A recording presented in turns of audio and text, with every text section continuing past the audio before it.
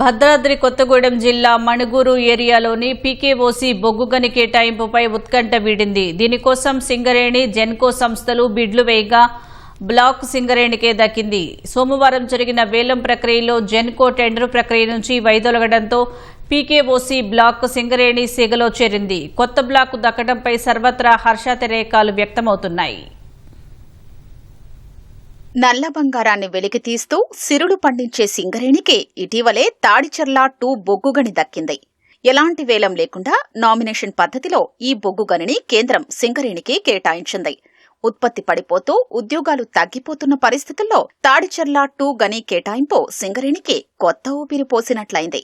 ఇప్పుడు తాజాగా Manuguru deep side black సైతం వేలంలో సింగరేణికి దక్కింది. సోమవారం జరిగిన వేలం ప్రక్రియలో జెన్కో టెండర్ ప్రక్రియ నుంచి వైదొలగ్గా సింగరేణికి ప్రకాశం Khani open cast PKOC black దక్కింది. కేంద్ర నిబంధనల ప్రకారం ఓవరాల్ గ్రేడ్ 9 టన్ను ధరపై అధికంగా చెల్లించే వారికి బ్లాక్ దక్కుతుంది.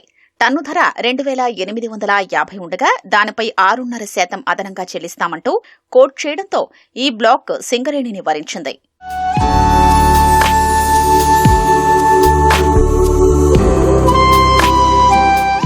PKOC 2 dip side coal block లో 180 మిలియన్ టన్నుల వరకు బొగ్గు రిజర్వులు ఉన్నాయి.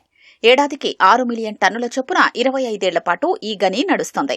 దాదాపు 2000 మందికి కొత్తగా ఉద్యోగావకాశాలు లభిస్తాయి. ఇక్కడ దొరికే G8 బొగ్గు కారణంగా మొత్తం 43,000 కోట్లకు పైగా ఆదాయం వస్తుంది. అందులో రాష్ట్ర సర్కార్కు 10,000 కోట్ల ఆదాయం లభిస్తుంది. అంతిమంగా రాష్ట్ర ఇంధన భద్రతకు భరోసా, సింగరేణి అభివృద్ధికి అవసరమైన వనరులు సమకూరుతాయి. సింగరేణి పరిధిలోని మరికొన్ని గనుల్ని సంస్థకు కేటాయించాలని కార్మిక సంఘాలు డిమాండ్ చేస్తున్నాయి.